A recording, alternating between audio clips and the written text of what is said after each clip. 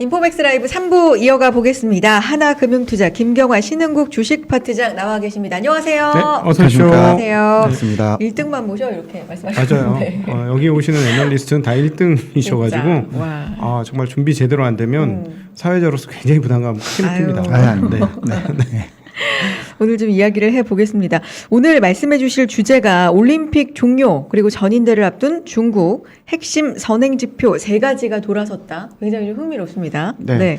뭐 제가 개인적으로 뭐 텔레그램 채널도 이렇게 운영하고 그러는데 요새 이제 중국에 대한 관심도가 좀 떨어진 것 같아요. 떨어진 게 네, 맞아요. 네, 관심도가 떨어져서 조회수가 좀 많이 줄더라고요. 관심도는 올라간 거 아니에요? 그게 방향성의 문제 아니에요? 아니요, 차라리 아예 나쁘거나 네. 혹은 뭔가 좋아져야 되는데 좋아지는 건 계속 지연되고 또 뭐 아시겠지만 반중 감정도 있을 맞아요. 거고 또 중국 시장을 바라볼 때 지금 현재 핵심은 뭐 러시아 이슈라든지 네. 미국 긴축 이슈 워낙 덥다 보니까 중국에서 물밑의 변화를 지금 계속 말씀드리고 있지만 중국 증시가 워낙 부진한 편이고 네. 그래서 최근에 조금 조회수가 이제 줄어서 좀 자극적인 주문을 이제 작가님한테 말씀을 드렸는데 그냥 무난하게 이렇게 이제 해주신 것 같고 아니 진짜 사람들이 지쳤어요. 그렇죠. 지지 네. 측면도 있죠. 매일 네. 보시는 입장에서 이제 될 듯 하는데 안 되고 될 듯 안 되고 될 듯 안 되고 도대체 언제까지 하는데 거의 지금 1년째 하락이거든요. 네.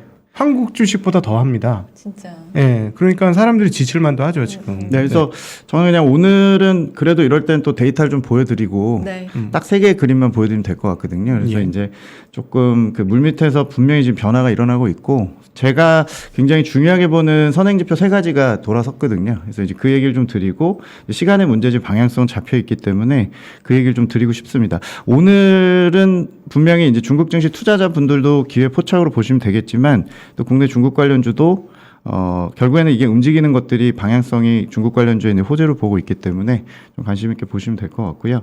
제가 일단 그림 띄워놓고 3가지 정도 얘기를 네. 먼저 좀 드리고 좋습니다. 또 날카로운 질문 또 하실 거니까 중간중간에 또 얘기하시면 될 것 같고요.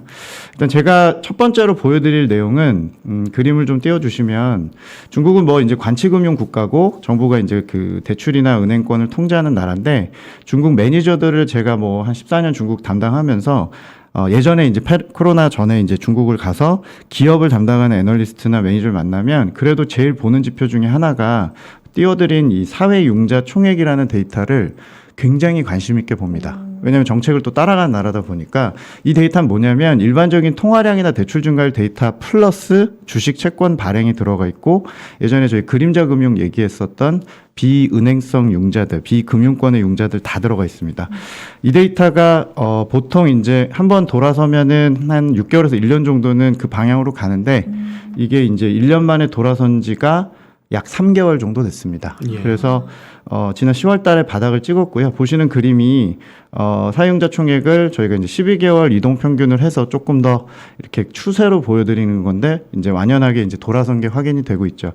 이게 보통 이걸 따라가는 게 지수형 전략도 가능하고 또 상품 시장이나 원자재 같은 거에도 영향을 주니까 참고를 하시면 되는데 이 데이터가 일단 3개월 정도 돌아섰다는 부분 그리고 다음 그림 하나 좀 보여드리면 그래서 저희가 통화정책의 프록시 대응 지표로 보는 게 첫 번째 사회융자 총액이고요. 이게 3개월째 돌아섰고 중요한 거는 재정정책의 프록시도 저희가 봐야 되는데 선행 지표가 중요하니까 중국에서 볼 게 되게 많은데 저는 그냥 채권 발행을 항상 보여드립니다. 왜냐하면 지방정부나 중국 정부가 이제 하는 정부 사업들이 보통 움직일 때 이 데이터 움직이는 게 있는데 보여드리는 초록색 선 그림 띄워드린 거에 지방채와 특수채 발행 증가율이 역시 10월 저점으로 3개월 연속 반등을 했습니다. 그래서 오늘 제가 말씀드리고 싶은 거는 이 데이터들이 동시에 돌아선 게 그렇게 많지 않거든요. 근데 이 2개 데이터가 3개월 정도 지금 반등을 했고 현재 국면에서 앞으로 그러면 3개월, 6개월의 흐름이 과거에 어떤 모습으로 이제 진행됐었는지 좀 보여드리고 싶고요. 그래서 일단은 2016년도에 한 번 정도 2개 데이터 같이 반등을 했고 2017년에도 사실은 반등을 했는데 지금 화살표 빠져 있고 19년 그리고 20년 초 그리고 올해 이렇게 이제 작년 10월부터 해서 반등을 시작을 했습니다. 그래서 저희가 일단 첫 번째 선행 지표는 이 2개 지표 돌아섰다는 거고 주가가 어떻게 움직였는지 조금 보여드리면요. 확장 3개월 차입니다, 현재가. 그리고 앞으로 이제 3에서 6개월, 즉 앞으로의 3개월, 그리고 확장이 3개월 차에서 9개월 차, 즉 앞으로의 6개월 정도가 과거 이 국면마다 어땠는지 보여드리면 4개 정도 국면을 평균해 보면 CSI 300이라 불리는 상해 심천의 대표 코스피 200 같은 지수는 평균적으로 초반 3개월은 5, 6% 정도 플러스 수익률이 절대적으로 낮고 4개 국면 다 똑같습니다. 그리고 6개월 정도 흘러서는 12% 정도, 그리고 심천의 창업판이라 불리는 차이넥스트, 차스닥이라는 지수는 역시 13% 정도 거의 무조건 상승을 했습니다. 그래서 사실은 이 두 개 지표 돌아섰다는 거는 보통 사용자 총액이 명목 GDP, 즉 실적 데이터랑 같은 데이터랑 6개월 정도 이제 선행을 하기 때문에 앞으로 6개월 있다 중국 경기는 거의 무조건 반등한다고 보시면 되는 거죠. 그래서 그런 부분들이 보시는 이제 주가의 흐름으로 나타났었습니다. 근데 차이가 좀 있어요. 그러니까 지금 이 지표가 그래서 돌아선다고 해서 그럼 뭘 사야 되느냐에 대한 부분들이 이제 저희가 좀 파악을 해드려야 될 것 같은데, 보여드리는 그림은 2016년도에 중국 경기가 7월 달에 이 데이터들이 3개월에서 이제 6개월 차로 넘어가는 반등을 했던 구간에 어느 업종이 좋았느냐. 그래서 밑에 보시면 뭐 기술 성장도 있고 금융 부동산, 소비, 시클리컬, 저희가 이제 경기 민감주들이죠. 보통은 초반 3에서 6개월 차, 즉 앞으로 저희가 2분기까지 보실 그림들에서 이제 대용으로 보시면 시클리컬이 좋았습니다. 경기 민감주가 좋았고요. 여기 포함된 것들은 중국에서는 이제 시멘트 포함한 건자재나 건설이나 에너지, 철강, 화학 이런 것들이 좋았고요. 후반부로 갈수록 경기 소비재나 필수 소비재가 좋았던 것들이 파악이 되고요. 또 하나 국면 조금 더 보여드리면 2017년 4월, 그러니까 무역전쟁 터지기 전에 이제 전해인데요. 17년에도 이 두 개 데이터가 동시에 반등했던 적이 있었는데 역시 수익률이 나쁘진 않았고, 전체적으로 이때 당시에도 16, 17년에는 시클리컬이 먼저 올라가고요. 한 3개월 정도 올라가고, 그 다음에 이제 필수 소비재, 뭐 음식료 유통, 그 다음에 이제 향후의 부동산이나 가전, 그 다음에 이제 레저, 화장품 이런 것들이 올라갔던 것들이 확인이 되고 있습니다.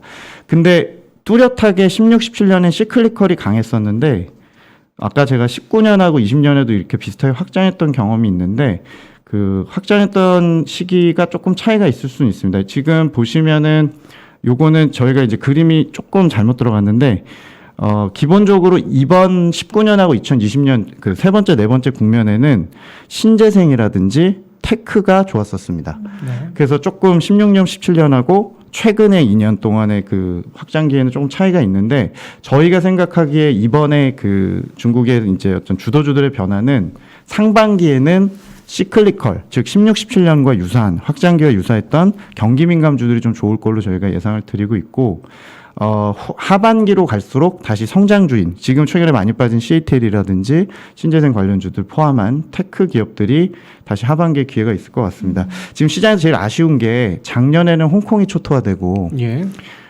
지난 12월부터 1월까지 그나마 중국에서 전기차나 배터리 이런 거 보던 것들, 태양광 이런 것들이 무너졌는데, 아쉽게도 저희가 이제 역사적인 경험상 돈을 뿌리기 시작해서 올라가는데, 중요한 거는 순환매를 통해서 많이 빠진 신재생이 먼저 올라갈 것 같지는 않고요. 상반기에 조금 기존에 안 올라갔었던 시클리컬이 좀 더 갈 것 같고, 하반기쯤에 가서야 다시 테크나 신재생 쪽이 간다는 게 저희가 과거 경험적인 부분에서의 시사점입니다. 그래서 꼭 말씀드리고 싶은 거는 지수를 지금 투자하시기에는 적기 같아요. 그러니까 적기란 얘기는 제가 12월부터 드리고 있는 것 같기는 해요. 참 어떻게 보면 저희가 타이밍 맞추기 참 어려운데, 추세라는 거를 이제 기반으로 저희가 매크로콜을 드려야 되기 때문에 항상 빠를 수는 있다고 생각을 하는데 방향성이 틀리진 않을 거로 생각을 좀 갖고 있어서 참고하시면 좋을 것 같습니다. 그래서 첫 번째 선행 지표는 사용자 총액이나 재정 정책 관련된 지표들이 3개월째 세게 돌아서서 과거 경험을 봤을 때는 지수 투자나 혹은 시클리컬 투자를 상반기에 좀 고려하실 수 있고요. 어떤 지수를 고르시면 좋을 것 같냐면, 제가 최근에 밸류에이션들을 다 비교해 보니까 중국의 CSI 300 지수라고 있거든요. 네. 그거를 조금 더 무난하게 보시면 지수를 사셔도 굉장히 좋을 것 같고요.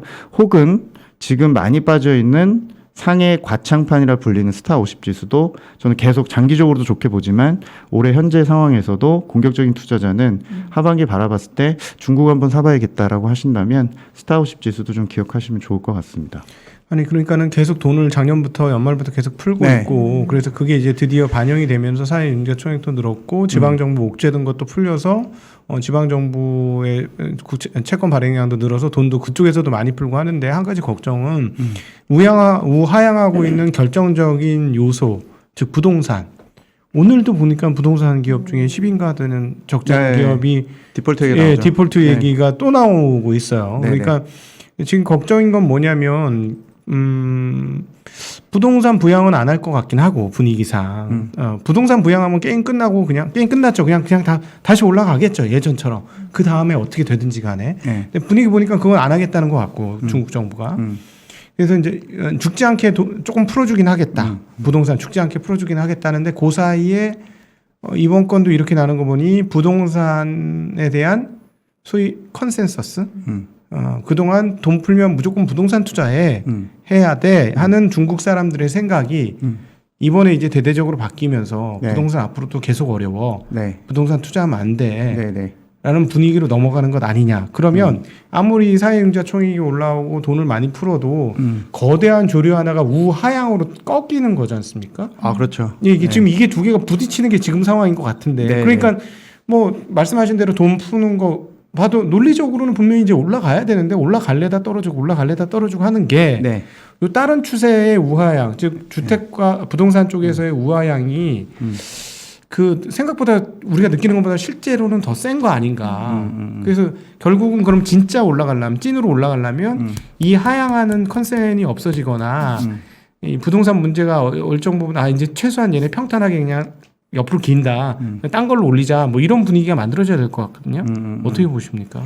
일단은 저는 뭐 지금 각동님 지적하신 대로 큰 중국의 가계 추세가 바뀌고 부동산 불패 신화가 무너진다는 부분은 저희가 속단해서 말씀드릴 수는 없고 그 부분 충분히 가능한 추론이라고 생각을 하고요. 저는 개인적으로 중국이 지난 20년 동안 부동산 반석이 그 세워진 경제 구조를 보기 때문에 부동산을 굉장히 유심히 보고 있고 부동산에 대해서 분명히 이번에도 다룰 수 있다고 걱정은 하고 있습니다. 그래서 저희가 할 수 있는 거라고는 매일 데이터를 체크하고 네. 그 구조대로 정부가 완화를 어떤 방향으로 하는지 봐야 된다고 생각하고요. 분명한 거는 얼마 전에 지난주에 그 반케 차이나라고 영어로 돼 있고 중국어로는 왕커라고 하는 중국 부동산 업계 매출 1위 업체 CEO가 매년 이제 자기가 한 번씩 나와서 판세를 예측을 해요. 올해 시장 어떨 것이다. 근데 거기서 얘기할 때 뭐라고 했냐면 얼마 전에는 골드마켓에서 실버마켓 정도 들어간 것 같다 그랬었거든요. 한 3년 전에. 이제 와서는 청동기 시대 뭐 구석기 시대로 돌아간 것 같다. 이제는 도 아니면 뭐고 생존하는 기업 아니면 죽는 기업이다라고 얘기했어요. 그만큼 지난 4, 5년 동안 중국 정부가 말은 슬슬 바람을 빼고 있지만 그러니까 중국에 대해서 정책을 어떻게 써도 사실 시장에서 걱정하실 거예요. 부스팅을 해도 문제라고 하실 거고 긴축을 이렇게 세게 해서 헝다 같은 이슈가 그렇지. 터져도 네. 문제라고 삼으실 거예요. 사실 뭐 근데 지금 업계에서는 후행적으로 봤을 때 지금 정부가 짜놓은 이런 스크럼 자체가 너무 어렵고 힘들다는 얘기를 인정했어요. 그래서 저희는 그 부분에 대해서 동의를 하기 때문에 올해 중국에서 보는 포커스는 뭐냐면 크레딧 리스크, 그러니까 신용 위험이 터질 만큼 아무리 지금 정책을 돌려도 분명히 더 내려갈 거에 대한 위험이 있느냐. 첫 번째. 그리고 두 번째는 영영 이제 부동산 포트폴리오는 이제 줄이기 시작을 해서 가계가 바뀌어서 이제 큰 대전환 시대가 와서 네. 앞으로 중국의 시멘트 경제는 붕괴하고 계속 무너질 수 있느냐를 봐야 되는 할 수는 있겠죠. 근데 저희가 생각하기에는 아직 중국이 한국 사례를 봤을 때는 가계 포트폴리오에서 높은 것도 사실이고 그거에 대해서 분명히 옛날 같은 매수세가 없는 건 사실이지만 저희가 이제 PER을 보듯이 주가의 밸류에이션을 보듯이 주택 가격의 이제 PIR 레이시오 같은 이제 네. 버블 정도를 볼 때는 기본적으로 그래도 아직 도시 국가들이나 유럽 선진 국가들의 일부 핵심 도시들 대비해서는 믿기 어려우실 수 있지만 그렇게 버블 정도가 그 정도 상단까지는 안 왔다는 게 첫 번째. 그리고 두 번째는 아직은 인구 구조상 그리고 가계부채 레버리지 상황상 우리나라 한 7, 8년 전 정도다. 예. 라고 저는 이제 보는 입장이라서 기본적인 수요 자체는 남아 있다. 다만 이제 중국 정부가 그 규제를 너무 불씨를 꺼버리게 되면 문제가 되니까 이제 그거에 대한 어떤 오버슈팅은 항상 경계를 하고 있고요. 올해는 중국 정부가 하는 거는 규제 완화를 세게 하진 못하죠. 하지만 네. 휴직이라고 저희는 보고 있기 때문에 이제 뭐 자생적인 시장의 반응이 살아나는 것을 저희가 지켜보는 게 굉장히 중요하다고 생각을 합니다. 그래서 제가 마침 두 번째 선행지표 돌아서는 게 부동산이라서 제가 잠깐 그림을 하나 조금 쉽게 네네. 한번 보여드리겠습니다. 부동산 얘기고요. 부동산 얘기 보시는 게 되게 중요하죠. 그래서 보시는 이 이슈 11이라고 돼 있는 그림은 뭐냐면 중국에서 1선 도시라고 하고 2선 도시, 3선 도시라는 얘기 들어보셨을 거고요. 1선 도시는 상해, 북경, 심천, 광저우 딱 4개고 2선 도시는 집계 방식에 따라 좀 다르지만 25개에서 30개 정도 도시, 뭐 텐진, 대련 뭐 이런 지역들이고요. 70개 대도시 기업의 70개 대도시의 주택 가격을 MOM, 즉 전월비로 상승 도시수 대비 하락 도시수 개수를 저희가 체크하는 게 있습니다. 저는 이걸 굉장히 중요한 주택 거래나 주택 시황의 선행 지표로, 그러니까 주택 거래 자체도 사실 선행 지표인데 그거보다 더 선행하는 지표로 제가 보는 건데요. 보시면 중국 부동산의 위기는 이번도 위기지만 2015년에 보시면 초록색 선이 70개 도시 전체가 다 하락했던 시기거든요. 저는 항상 주장하는 게 뭐냐면 중국 주택 재고 기준으로는 15년도가 당국이 제일 긴장했을 때입니다라고 말씀드리고 있고 이번에도 뭐 못지않게 60개 도시 가까이가 70개 도시 중에서 하락을 했던 게 정점인데요. 이것도 제가 보기에 11월부터 일단 상승 도시 수가 밑에 보시면 회색 선이 올라오기 시작을 했죠. 그래서 저는 이제 어떻게 해석을 해드리냐면 이 데이터가 다음에 보여드릴 이 데이터랑 같은 데이터인데요. 중국에서 제일 중요한 내수 지표가 뭡니까라고 이제 저한테 물어보시면 항상 저는 주택 거래 면적 혹은 주택 거래 금액, 즉 분양시장 얘기를 드려요. 이게 왜 자양분으로서 중요하냐면 주택 거래에서 땡긴 돈의 50%가 재정으로 지방정부한테 들어가니까 지방정부가 쓸 돈의 이제 선행지표기도 하고 네. 당연히 우리나라 화학, 철강, 각종 건자재 전체 글로벌 그 주택 수요 관련된 중국의 중요한 선행지표로 봅니다. 근데 이 데이터보다 3개월 정도 선행하는 데이터가 지금 제가 보여드린 70개 대도시가 전월비 상승 도시수인데요. 그래서 제가 예측하건대 주택 거래는 대략 3월 이후부터는 바닥은 찍을 것 같습니다. 가격 상승 도시수가 늘어난다는 건 보통 일반적으로는 방향이 바로 꺾이진 않습니다. 보통 한 6개월 정도는 상승 도시수가 올라가는 걸 의미하죠. 즉 지금 그 중국의 가계 주택 투자자들은 기본적으로 여전히 매수세가 나쁘지만 가격 신호에 대해서는 방향이 조금 변곡점이 온 부분을 저희가 확인할 수 있는 거죠. 그래서 참고로 말씀드리면 이번 춘절 구정 연휴 1월 달 전에도 주택 거래는 전년비 30% 감소한 걸로 저희 추정하고 있습니다. 네. 정말 어떻게 보면 헝다 같은 디벨로퍼 입장에서는 혹한기를 지금 지나고 있는 건데 주가라는 거는 신기하게도 향후 예측에 대한 부분이 더 들어가기 때문에 제가 볼 때는 중국의 부동산 경기인 주택 거래는 대략 2분기 정도면 턴어라운드까지는 아니겠지만 바닥 확인을 할 것 같고요. 그리고 만약에 중국 정부가 현 추세대로 규제를 더 강화하지 않는다고만 해도 시장 자발적으로 하반기쯤에는 주택거래 증가율이 지금 마이너스 30%대인데 대략 플러스 전환 정도는 가능하지 않을까라는 조심스러운 예측을 드립니다. 이게 왜 우리한테 중요한 정보냐면 헝다 이슈에 얼마나 놀라셨어요. 작년에 맞아요. 9월 달에. 네. 뭐 헝다 뭐야 갑자기 이렇게 이제 얘기 나왔는데 에버그란데라는 이 그룹이 터진 이유는 결국에 그 누적된 주택 거래들이 불황이었던 부분과 개별 기업의 이제 문제가 터진 건데요. 제가 보기에 일단 업황, 즉 화학이나 여러 가지 수요를 보는 중국의 수요 쪽의 주택 거래는 3월 정도가 바닥인지를 한번 제 예상대로 한번 따라가 보시면 좋지 않을까 생각을 좀 갖고 있고 하나만 더 말씀드리면 당연히 이거 갖고 부족합니다. 자발적으로 지금 주택 시황이 바닥에서 이제 동굴에서 조금 빛이 보인다 정도로는 부족하고요. 당장 그런 망하는 애들 어떻게 할 거냐. 오늘도 뭐 망했다고 하시니까. 네. 최근에 긍정적인 징후가 있는 것 중에 하나 뭐냐면 디벨로퍼들이 어려워지면 이제 구조조정을 해야 되고 해체 작업을 해야 되고 그 미분양 나는 것들을 다 누군가 떠안아야 되는 게 중요한 포인트거든요.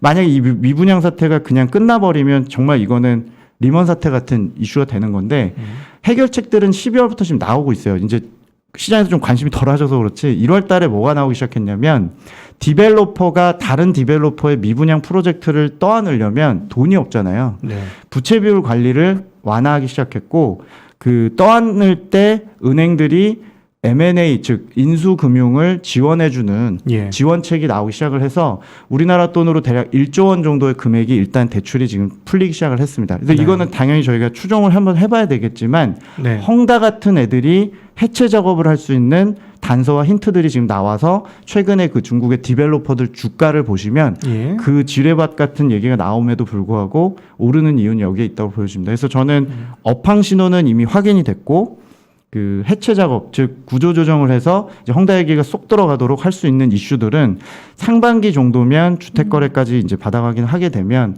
하반기 정도면 조금 이제 어느 정도 이게 연착륙 쪽으로 가는 방향으로 어차피 저희가 중국의 불같은 부동산 경기를 볼 날은 없을 거라고 저는 생각하고요. 예. 어차피 시장에서 걱정하시는 것, 즉 수요가 예상보다 너무 나쁜다라고 보시는 건 저는 항상 부동산이라고 보는데 그 바닥이 곧 오고 있다라는 게 두 번째 선행 지표에 대한 얘기고요.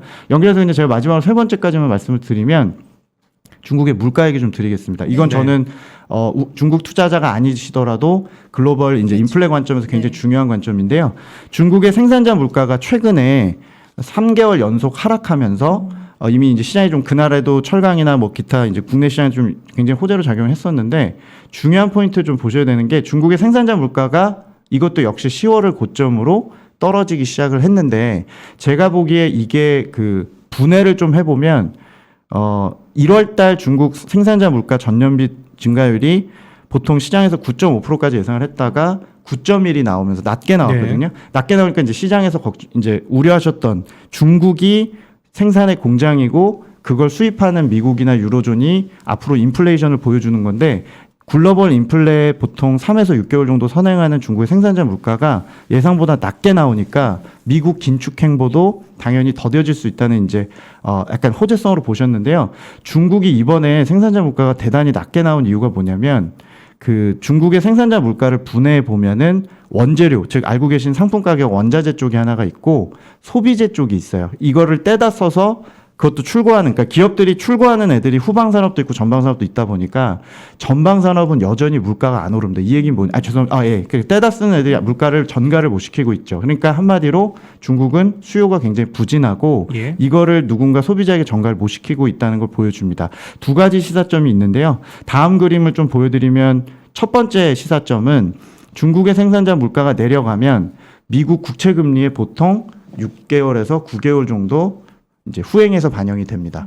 그래서 저희 계산에는 중국 생산자 물가는 1월을 고점으로 계속 연말까지 내려간다고 보고 있고 내려가는 속도가 물론 생각보다 더디는 시점도 있을 수 있으나 보통 이게 3개월 정도 떨어지면 올해 한 2분기 정도는 미국 국채 금리는 중국 그 인플레이션 수출 관점에서 보면 고점을 형성할 가능성이 꽤 높다라고 보여집니다. 네. 즉 중국의 과거 생산자 물가 6개월 전의 물가를 미국에서 느끼고 있는 거기 때문에 앞으로 2분기까지 중국의 그 어떤 물가 하락이 그 미국의 국채 금리를 조금 상단을 이제 압력을 낮춰주는 요인이 될 거고요. 두 번째 시사점은 중국이 생산자 물가가 전방 산업 중심으로 가격이 전가가 안 되는 상태라는 거는 추가로 더 부양을 해야 된다는 걸 시사합니다. 그래서 오늘 아쉽게도 중국 인민은행이 LPR 대출금리라는 걸 고시를 2월 달을 동결로 해서 좀 아쉽게는 됐지만 기본적으로 저희는 추가 금리나 2분기까지 가능하고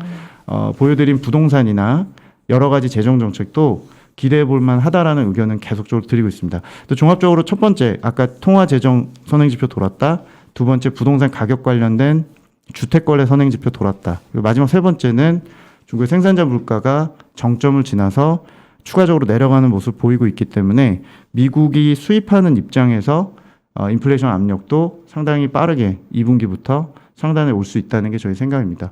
그래서 최근에 그 위안화가 강세죠. 대단히 강세의 모습을 보시면 어떻게 보면 이제 앞으로 2분기까지 미중 금리 차가 이제 저희는 더 좁아지지 않는다고 판단을 좀 갖고 있기 때문에 위안화는 약간의 지금 상황 꽃놀이패 같은.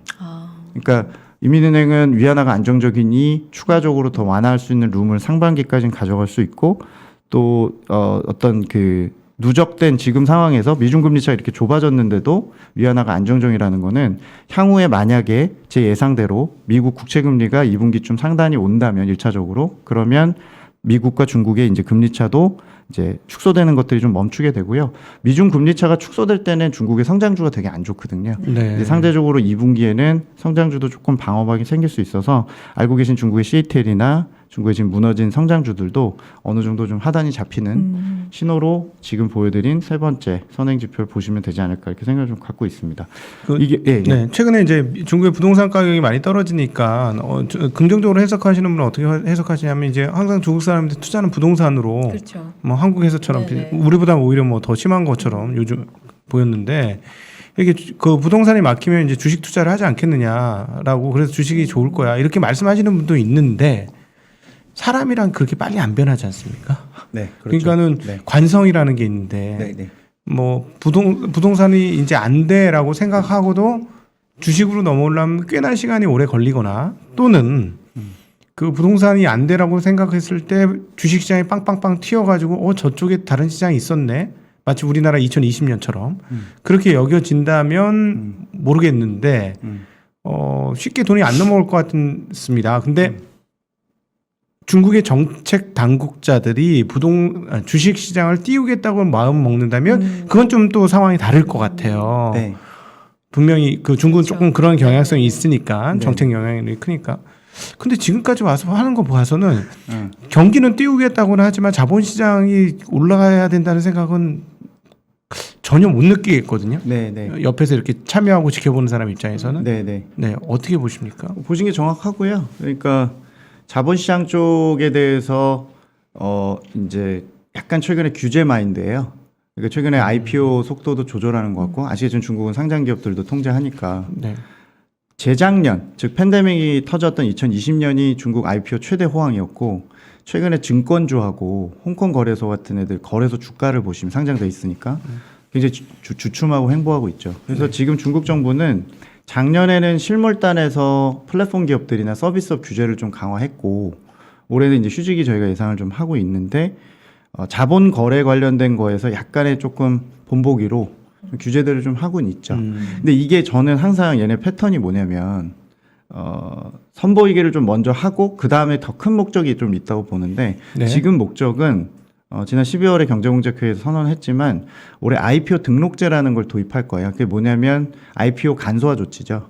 그러니까 자본시장 무조건 활용을 해야 되겠고 주식 채권을 상장을 시키고 싶은데 그거에 대한 방식을 굉장히 간소화시키는 거를 올해 최종적으로 도입하게 됩니다. 아마 3월 5일에 하는 전인대에서 언제 하겠다고 얘기가 나올 수는 있는데 상반기 예상합니다. 네. 도입 전에 분위기 좀 잡고 있는 것 같고요. 그래서 저는 증권주가 좀 움직이는 걸 보셔야긴 해야 되겠지만 기본적으로 2분기쯤에 그 IPO 등록제를 도입하려고 하고 있고 중국 정부의 그 주식과 채권 시장에 대한 생각은 바뀌진 않았다고 봅니다. 큰 네. 틀에선. 다만 이제 분위기를 좀 잡고 있는 거고 뭐가 안 바뀌었냐면 기업들을 육성하려고 그러고 돈이 주입되는 방식을 본인들이 직접 간접금융인 은행이나 대출 같은 거나 보조금을 통해서 안 된다는 거는 본인들이 확인했기 때문에 주식과 채권 시장에서 이제 롤을 계속 주겠다는 거는 제가 보기엔 바뀌진 않았습니다. 근데 최근에는 이제 조금 채찍질이 더 나온 것 같고요.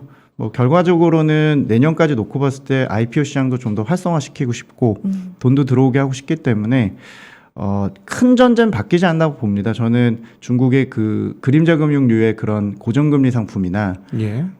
부동산 쪽에 대한 그 자금들이 주식으로 넘어오는 거는 그레이트 로테이션은 저는 큰 맥락에 바뀌지는 않았다고 보고 뭐 최근 2년 동안 우리나라 그렇지만 개인들 들어왔다가 좀 주춤하잖아요. 중국 역시도 비슷하게 개인들이 최근에 고정금리 상품이 다시 주가 그 수익률이 올라가다 보니까 중국의 뭐 각종 리차이나 WMP로 불리는 그런 상품으로 넘어가고 시작했거든요. 그러니까 주식으로 돈이 안 들어오는 건 지금 현상이고요.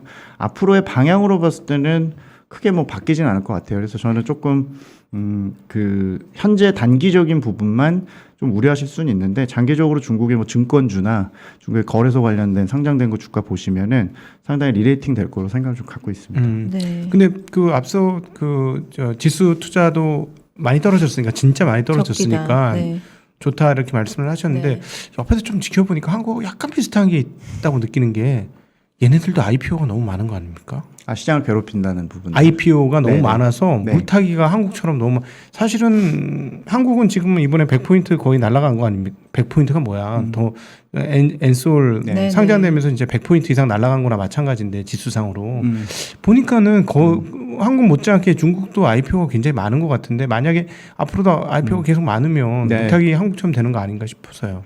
뭐 굉장히 날카로운 지적이시고요.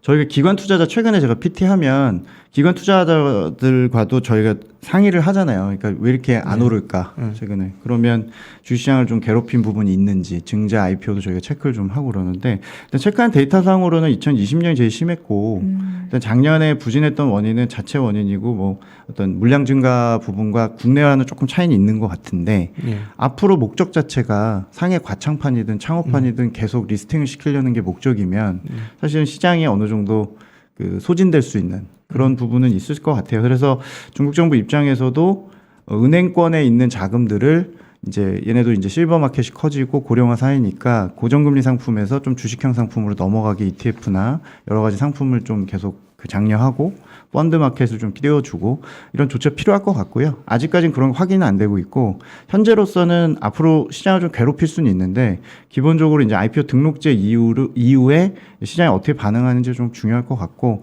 현재 상황에서 만약에 갑자기 그 IPO 간소화 조치가 갑자기 내일 도입되면 지금 뭐 돈들도 지금 덜 들어온 상황이니까 당연히 충격이 있겠죠. 근데 네. 이제 일단 2분기 도입 예고가 저는 추정이 되고 하반기쯤에 이제 물량이 늘어났을 때 시장이 이제 들어오는 자금과 이런 것들을 계속 체크해 드려야 될 것 같습니다. 근데 확실한 거는 주식과 채권 시장의 외국인의 비중도 계속 빠르게 올라가고 있고 네.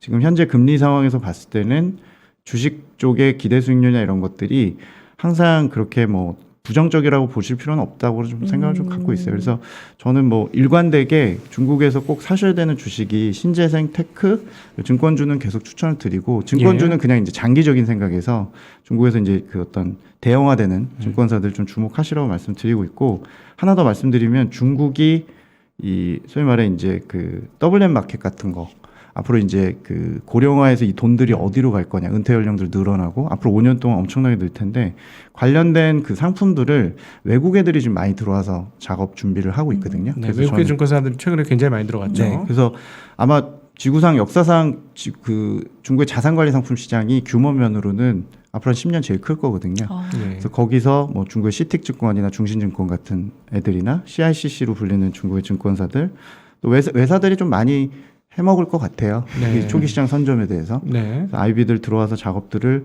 그러니까 중국이 처음에 들어오라고 해서 들어가면 보통 이제 유럽권에서 많이 들어와서 이렇게 장사를 하거든요. 그래서 네. 저는 일단 그 준비 작업도 결국에는 중국의 이런 자산관리 시장 어마하게 커질 거니까 그런 시장에 대한 베팅도 증권주가 수혜를 받을 수 있다라는 게 장기적인 관점에서 제 생각입니다. 그러니까 최근에 JP 네. 모건이 100% 자회사로 중국 네. 법인을 세웠는데 그렇게 들어간 것이 중국 시장 참여해서 중국 시장 투자 잘해가지고 돈 벌겠다. 뭐 블랙스톤이나 블랙락이나 이런 데가 그런 게 간 게 아니라 중국 사람들한테 돈 받아서 그걸로 투자 상품 만들어서 팔겠다. 네.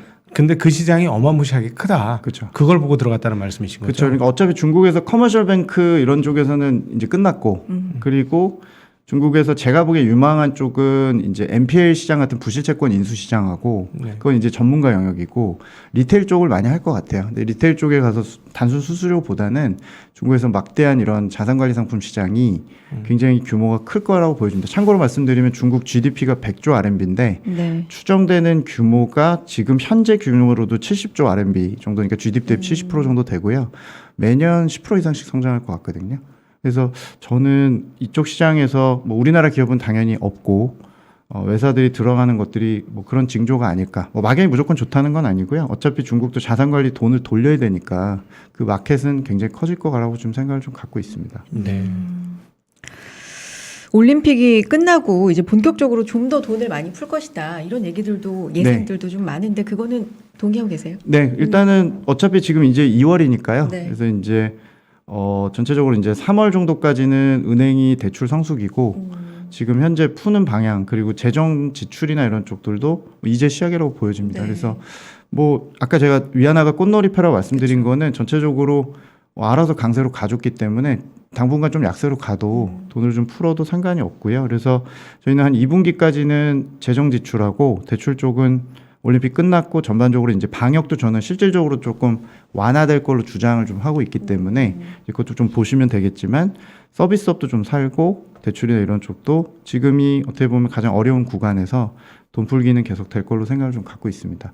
그리고 제가 하나 더 말씀드리면 네네. 어제 중국이 서비스업하고 제조업 육성 방안이 지난 금요일 날 나왔는데 그 중국의 이제 배달 앱 중에 배달 플랫폼 중에 메이투안이 네. 주가가 폭락을 하고 오늘도 그렇죠. 사실 알리바바랑 주가들이 다 안 좋아요. 그래서 왜 그랬냐면 서비스업 쪽에 이제 상생 방안 측면에서 코로나로 너무 힘드니까 외식이나 이런 배달 쪽이나 그 소상공인들 관련해서 수수료 인하를 요구를 해서 예. 이제 플랫폼 투자하는 투자자 입장에서 작년에도 이렇게 힘들었는데 그렇죠. 이제 와서 또 플랫폼 업체들 희생하라는 거냐라고 이제 걱정을 해서 아마 투자 그 순매도 많이 나왔는데 저 개인적으로는 되게 일시적이라고 생각을 합니다.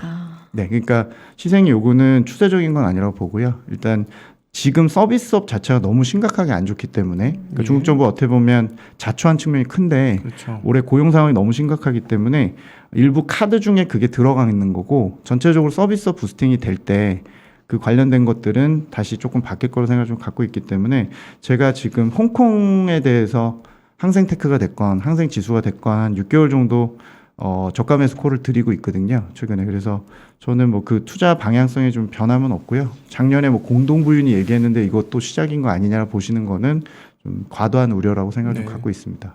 저는 근데 그 하나 이제 계속 저도 네. 조금 참여를 해서 계속 매일같이 관찰을 해보는 입장에서 어떤 생각이 조금 드냐면 만약에 한국에서 네이버, 카카오 이런 기업들 성장. 새로 나온 기업들이 매일 뭔가 정책이 나와서 두들겨 맞아요. 네. 주가가 반토막이 나오고 더 떨어져. 그래서 이런 주식이 나오는 쪽쪽 다 그렇게 돼. 그러면 투자하는 사람들 입장에서 투자를 하고 싶을까 하는 생각이 들거든요. 예를 들어 사실은 한국 같은 경우도 지금 삼성전자, 현대차가 작년 연초 대비 두들겨 맞았고 흘러내렸고 그다음에 아 이건 기대주야 했던 카카오, 네이버가 중순 이후로 두들겨 맞이고 그다음에 이제 엔터 뭐 게임 이게 좋은 거야 이러면 여기서 또 연말에 두들겨 맞고 여기 다 주저앉아 버리니까 아 투자 못 하겠다. 한국을 떠나야 되겠다. 이런 생각을 굉장히 많이 하거든요. 이 인간의 심리는 비슷한 거니까. 그렇다면 중국도 좀 지금 뭐 저점이 많고 돈을 풀고 다 오케이 다 맞는데 홍콩 시장을 이렇게 두들겨 패놓고 나서 투자자들의 심리가 쉽게 그렇게 원하는 대로 돈 풀면 바로 회복될까 하는 그런 의문이 좀 있어요, 사실은. 맞습니다. 예, 저희도 뭐 시황을 전달해드린 입장에서 지치니까요. 투자하신 분들 더 지치실 그렇죠. 거고. 네. 그래서 그런데도 저희가 또 체크를 안 하는 것도 이거에 대한 의무를 네네. 이행하지 네. 않는 것 같아서 저도 뭐 매일 그 업데이트하는 것 자체가 굉장히 괴로운데 확실한 거는 무조건 저희가 이제 그 낙관만 드릴 수는 없고 3월 달부터 이제 이런 플랫폼 기업들 드디어 이제 실적들이 나오거든요. 예. 이게 이제 지난 4분기 정도 실적이 될 텐데 아마 여기서 좀 판가름이 날 것 같아요. 네. 그러니까 올해 방향성에 대해서 저는 이제 올라간다고 보고 있지만 기본적으로 아 이거는 그 플랫폼 업체들 중국에서 이제 완전히 생태가 완전히 망가져서 이제 수익이 안 난다라는 것들이 확인될 수도 있는 거죠. 아, 그럼 이번에 이제 4, 4분기 실적 보면서 명함이 쫙 깔리겠네요. 네, 뭐 당장 이번 주부터 알리바바가 나오고 네. 보통 3월 말까지 다 나오거든요. 네. 텐센트 포함해서. 그러니까 이번에 이렇게 네. 두들겨 맞았는데도 실적 잘 내는 회사는 이건 아무리 두들겨도 현금흐름이 나오는 회사니까 네, 결국 오히려. 버티면 가는 네. 거고. 그렇죠. 근데 만약에 혹시나 뭐 메이티언디핑이나 핀티오도나 뭐 이런 회사들 진짜 두들겨 맞고 실적 팍 꺾이면 이런 데는 정말 하면 위험하겠구나 이렇게 명함이 쫙 갈릴 수도 있겠네요. 네, 그래서 저희가 항상 얘기 드리는 게 뭐 EPS는 이제 내려가서 전체적으로 추정치도 내려가 있고 PER도 내려가서 싸 보이지만 EPS 증가율로 해서 뭐 PEG 같은 성장 개념의 밸류에이션을 보면 항상 높아 보일 수도 있어서 EPS 증가율 같은 거 저희가 이번에 유심히 체크해서 만약 이게 크게 안 내려가서 맷집이 있네라고 확인을 하시면 네. 그 기업들은 몰리게 돼 있죠. 그래서 저는 뭐 소위 말해 중국의 이제 무너진 대장주들이 플랫폼 쪽에서 이번 실적이 3월까지 나오기 때문에 계속 체크해 보고 생각보다 견뎠다라고 한다면 이미 PER도 내려가 있고 이런 상황에서는 상당한 매수세가 들어올 수 있다고 생각합니다. 그리고 무엇보다 이게 꼭 중국에 투자하시지 않더라도 기본적으로 이제 중국 관련 모멘텀을 보여주는 특히 서비스업을 보여주는 거라서 제일 부진했던 게 서비스업이고 제일 많이 두드려 맞았거든요. 부동산 네. 규제 또 B2C 쪽에 이런 각종 서비스업이 안 좋았기 때문에 방역까지 포함해서 리오퍼닝 섹터 다 이제 홍콩에 들어와 있기 때문에 홍콩 시장 반등하는지 여부 보시면서 국내 중국 관련주도 손이 나가냐 마냐를 화장품 포함해서 고민하시는 중요한 지표로 보시고요. 좀 지치시더라도 어차피 이제 중국에 대한 감정과 상관없이 어차피 중국 관련 체크는 이 지수로 보셔야 되는 거니까 네. 그거에 대한 체크를 계속 해드리겠습니다. 네. 네. 지치지 마시고. 오케이. 너무 시간이 많이 돼서 아니 네네. 저기 구독자분이 네. 간단하게 한국의 IRP나 그 ISA, 미국의 401k 같은 퇴직연금 자금이 중국 시장에 들어오나요? 지금? 그런 게 퇴직연금 형성되어 시장에? 있나요? 지금은 태동기입니다. 태동기. 네, 아직은 태동기라서 아니고. 뭐 제가 보기에는 성숙되려면 아직 멀었고 네. 기본적으로 지금 초기고 한 3년 정도는 더 걸릴 것 같아요. 네. 예. 앞으로 좀 그 정도 시장 봐야 될 것 같습니다. 네, 감사합니다. 알겠습니다. 시장 참여자분들도 우리 파트장님도 지치지 않고 우리 잘 좀 가봤으면 좋겠어요. 하나금융투자 김경아 신흥국 주식 파트장과 함께했습니다. 고맙습니다. 네, 감사합니다.